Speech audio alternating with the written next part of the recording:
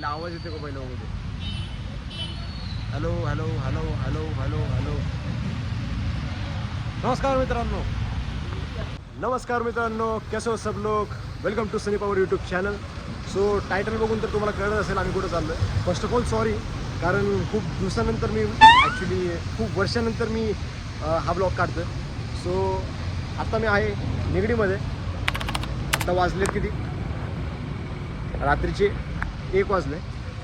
So आम्ही थांबलो आहे. शी इज माय सिस्टर. नाव सांग ना.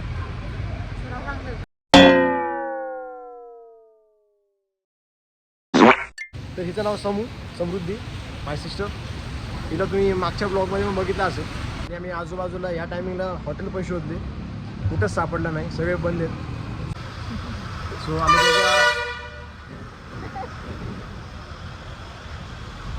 सो आम्ही दोघे आता दादा वहिनीची वाट बघतो.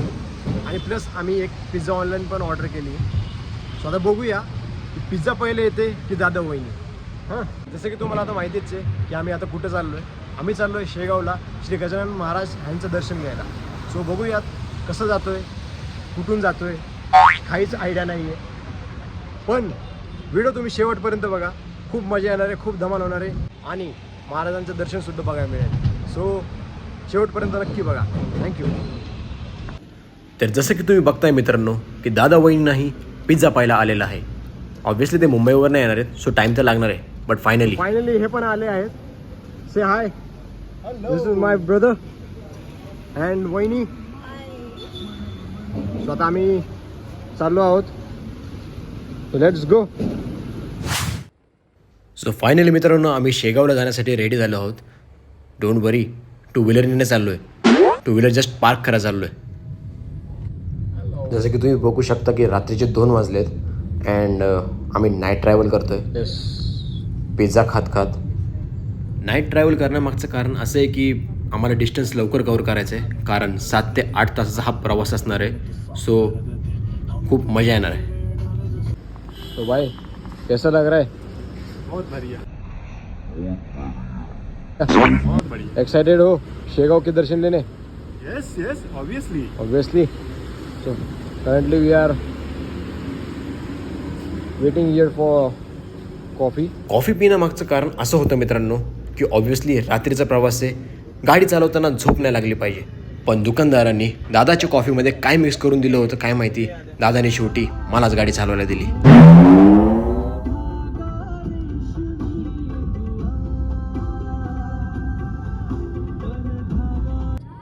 गाणी ऐकत ऐकत आम्ही असंच रात्रभर प्रवास करत होतो. इतक्या रात्रीचं आमच्यापैकी कोणीही झोपलं नव्हतं. त्याचं कारण देखील असं होतं की गाडी मी चालवत होतो. स्लोली प्रवास करत करत सकाळ कधी झाली कळलेच नाही. आम्ही जात होतो समृद्धी महामार्गाने. समृद्धी महामार्ग पार करायला आम्हाला 3 ते 4 तास लागले. रोड तर एकदम सरळ होता. मी तर जाम वैतागलो होतो. पण माझ्यापेक्षा माझ्या आजूबाजूचे जाम वैतागलेले होते.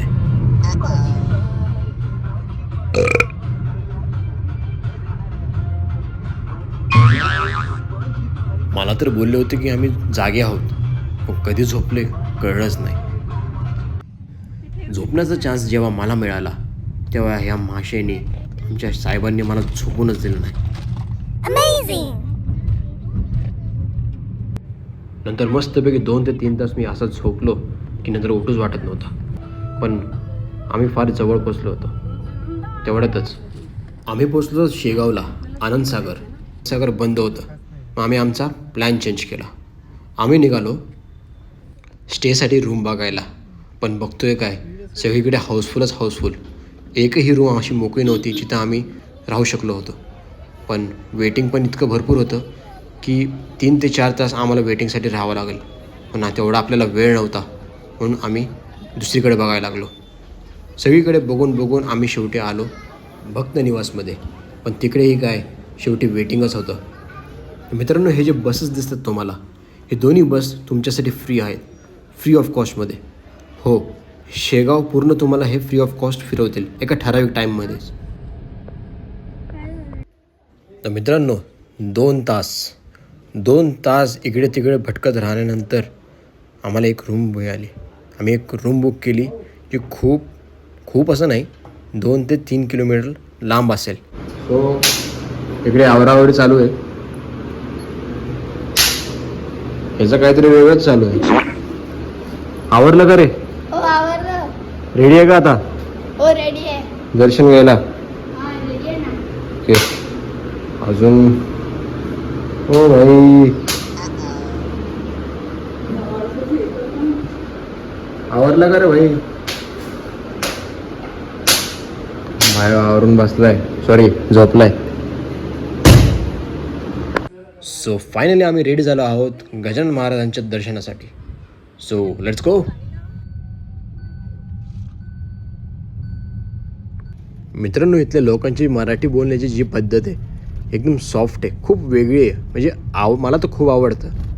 मी देखील त्यांच्यासारखं बोलण्याचा प्रयत्न केला पण मला ते जमलंच नाही, म्हणजे नीट जमलं नाही. तिथल्या लोकांनी आम्हाला सांगितलं की तुम्हाला दर्शनासाठी 2 ते 3 तास तर नक्कीच लागेल. सो आम्ही ठरवलं पहिले पेटपूजा करूया. तर आमच्या निर्मित साहेबांनी मागितले उडीद वडा, काहींनी मागवला आहे समोसा, पण आपण मागवला आहे कचोरी. मित्रांनो, ज्याची स्पेशालिटी आहे ना माणसांनी तेच मागवावं. हा पण खूप मस्त मेनू होता पण मी नाव विसरलो. सो फायनली आम्ही चाललो आहे दर्शनासाठी. वीकेंड असल्यामुळे इथे फार गर्दी होती. मंदिरामध्ये तुम्हाला चप्पल ठेवण्यासाठी एक वेगळे स्टँड उपलब्ध केलं आहे जे तुमच्यासाठी एकदम फ्री आहे. नंतर ते तुम्हाला कुपन्स देतील. आमचा कुपन होता C396. इथे आपल्याकडे 2 ऑप्शन असतात, एक श्रींचे श्रीमुख दर्शन आणि एक श्रींचे समाधी दर्शनाकडे. आम्ही श्रींचे समाधी दर्शनाकडे जाण्याचं ठरवलं.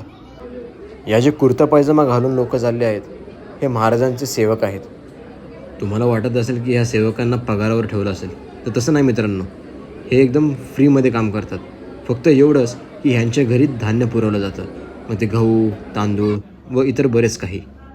मंदिरात लाईन इतकी मोठी होती की आम्हाला लाईनपर्यंत पोहोचण्यातच 15-20 मिनटं गेली. पण मला एक गोष्ट या मंदिरातली नक्की आवडली की ह्या मंदिरात आल्यानंतर कुठलाही व्यक्ती छोटा किंवा मोठा नाही आहे, सर्व एक समान आहेत.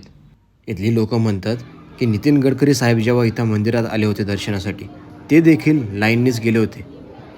फायनली 20 मिनटात आम्ही देखील या लाईनीत आम्ही शिरलो. ही लाईन बघून मला असं वाटते की इथे हजारो नाही लाखो लोक दर्शनासाठी येत असतील. तरी देखील इथले सेवक, इथली लोक स्वच्छता इतकी छान ठेवतात की मन एकदम प्रसन्न होऊन जातं. मी आजपर्यंत कुठल्याही मंदिरात इतकी स्वच्छता आजपर्यंत कधी बघितली नाही. 1.5 ते 2 तास आम्ही लाईनीतच होतो. इथे काउंटर देखील तुम्हाला बघायला मिळेल. ज्यांना कोणाला काही देणगी द्यायची असेल तर ते इकडे येऊ शकता. 1.5 ते 2 तासानंतर आम्हाला एक छानसं मस्तपैकी दर्शन करायला मिळालं. मन एकदम प्रसन्न झालं. आतमध्ये फोटोज काढू नाही शकलो कारण अलाउड नव्हतं. नंतर आम्ही निघालो महाप्रसादाकडे.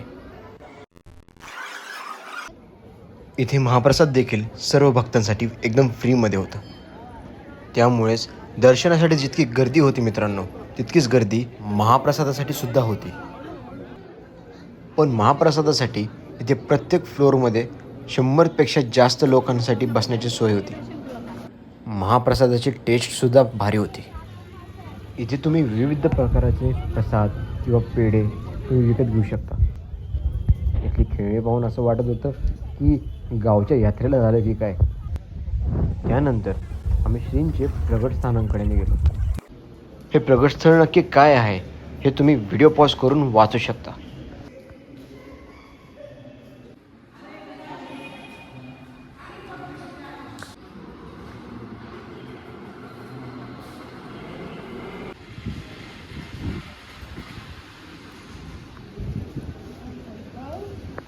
शेड आमचे वॉशरूमला गेलेत.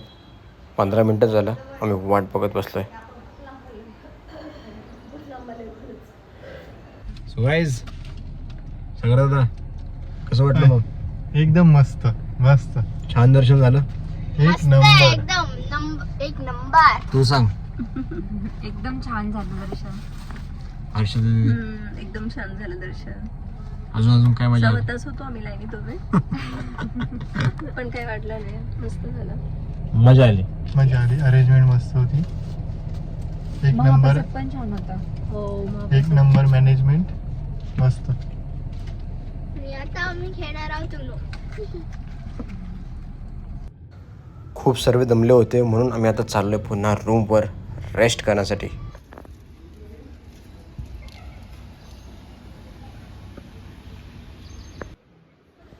ॲक्च्युली रेस्ट करायचं होतं पण ह्यांना मध्येच उनो खेळूशी वाटलं.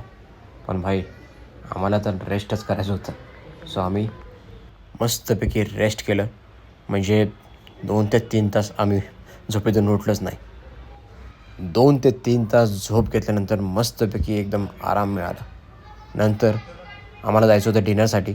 सगळे आवरत होते, मीच फक्त राहिलो होतो.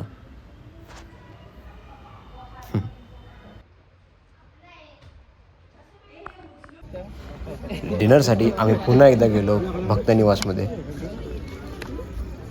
आणि तिथे पण जसं की तुम्ही बघताय अतिशय गर्दी होती आणि लाईन फारच मोठी होती. आम्ही देखील लाईनीत थांबलो पण जास्त वेळ नाही. आम्ही थांबलो होतो 15 ते 20 मिनटं. इथे तुम्ही बघू शकता की काउंटर आहे. तुम्ही इथे बघू शकता की तुम्हाला नाश्त्याची व जेवणाची इथे प्राईस दिलेली आहे. 60 रुपयाला तुम्हाला जेवण मिळतं आणि नाश्ता 10 रुपयाला. मग ते चहा असो, दूध असो किंवा कॉफी. आतमध्ये गेल्यानंतर तुम्ही बघू शकता की इथे जेवणाची सोय एकदम भारी केलेली आहे. एकदम फार स्वच्छ व क्लीन एकदम व्यवस्थित ठेवलेलं आहे. म्हणजे असं वाटत होतं की आम्ही एखाद्या हॉटेलमध्ये आलो आहे. मॅडमनी नाश्ता मागवला आहे, आय मीन उपवासाचं मागवलं आहे. आम्ही जेवण मागवलं आहे. तुम्ही बघू शकता की काय काय आहे. भात आहे, वरण आहे, 2 प्रकारची भाजी आहे, चपाती आहे. मेन म्हणजे टेस्ट पण चांगली आहे. आम्ही जरा लवकर आलो म्हणून जरा लवकर मिळालं जेवण. अदरवाईज तुम्ही इथं बघू शकता की सगळे लाईनीतच थांबलेत अजून. जरा देखील अजून लेट झालं असतं तर आम्ही पण या लाईनीतच असलो असतो.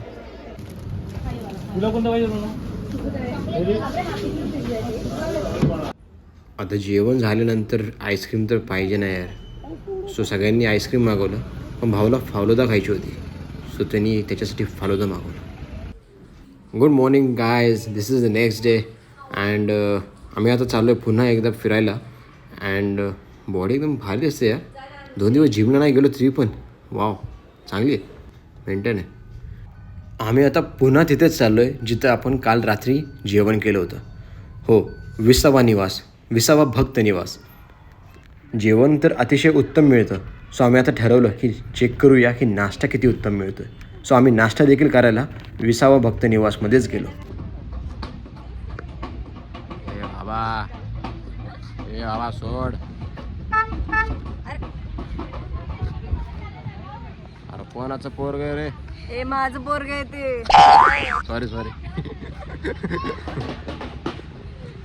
नाश्त्याला देखील तुम्ही इथं बघू शकता की लाईन जशीची तशीच आहे.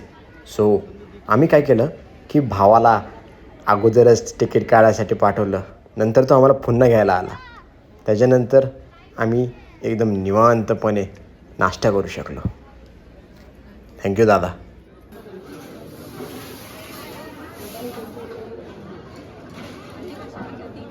नाश्त्यासाठी आम्ही मागवली खिचडी, उपीट व पोहे. पण मला सगळ्यात बेस्ट काय आवडलं माहिती आहे? मला आवडली इकडे सगळ्यात बेस्ट खिचडी. मी तुम्हाला सजेस्ट करतो की इकडं तुम्ही खिचडी नक्की खा, मग तुमचा उपवास असो किंवा नसो. अशा प्रकारे तुम्हाला कुपन्स दिले जातात नाश्त्यासाठी. त्या कुपन्सचा वापर करून तुम्ही दूध किंवा चहा देखील घेऊ शकता. भाऊने घेतलं आहे दूध, आम्ही घेतली आहे कॉफी, जी की भारी होती. आता लोकेशन व वातावरण बघून तर फोटो काढणं बनता येणार यार. आम्ही काढत होतो फोटो, पण या भाईचं वेगळेच नाटके चालू होती. काय माहिती ह्याचं मन काय सांगत होतं.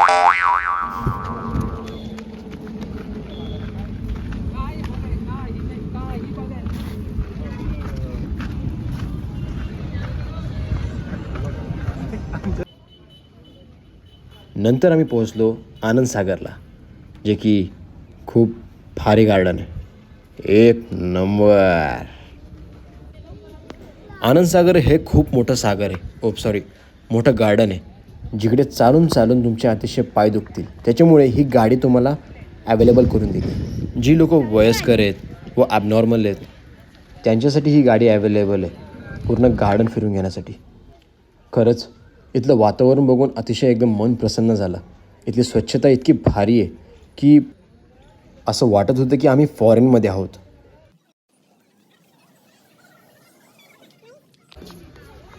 बरेचशी लोकं इथं जमा झाली होती फोटो काढण्यासाठी, कारण इथे एक मस्तपैकी गजानन महाराजांची मूर्ती देखील बांधली आहे.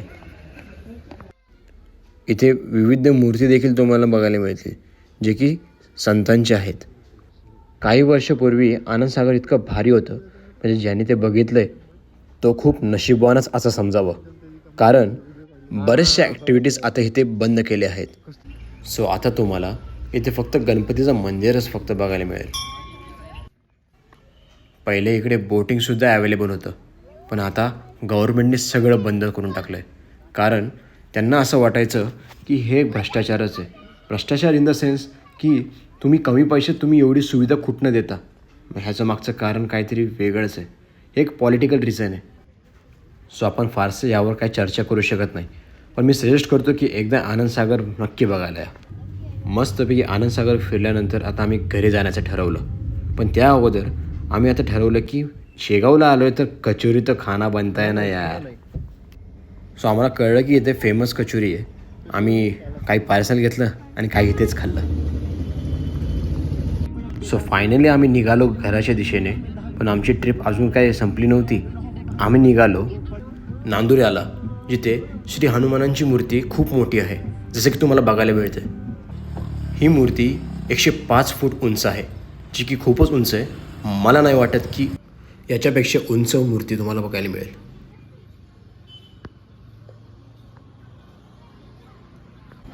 इथे तुम्हाला बालाजीचं पण मंदिर बघायला मिळेल, जे की खूप छान आहे. इथल्या मंदिरातली डिझाईन एकदम मस्त आहे. So finally we are moving from Buldhana to Pune.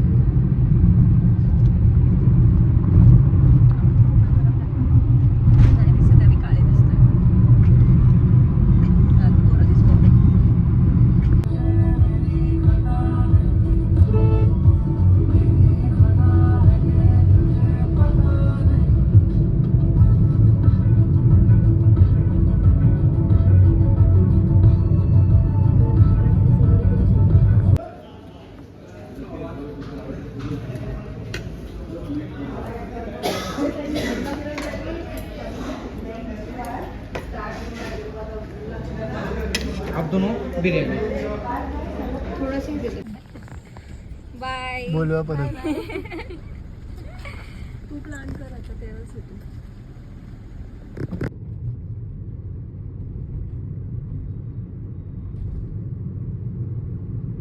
Okay, thank you so much सोडवल्याबद्दल.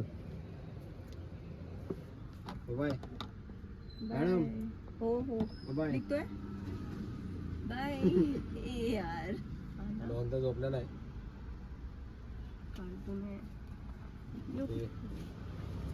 चलो बाय. सावकाश जावा, पोचल्यावर फोन करा. Okay bye. सो सो मित्रांनो, कसा वाटला ब्लॉग एकदा नक्की सांगा. होप की तुम्हाला आवडला असेल व भरपूर तुम्हाला नॉलेज किंवा माहिती मिळाली असेल. सो वन्स अगेन थँक्यू शेवटपर्यंत व्हिडिओ बघितल्याबद्दल. अँड असंच प्रेम करत राहा. Thank you so much. माझा मित्र येतो घ्यायला आहे. सो तो आला की रूमवर जाईल. जर व्हिडिओमध्ये एखादी काय माहिती वगैरे राहिली असेल किंवा काही चुकली असेल तर सॉरी. थोड्याच वेळात आता मित्र पण येईल मला घ्यायला. पाऊस लागला का रे? पाऊस आहे का? नाही पाऊस भेटला नाही. इकडे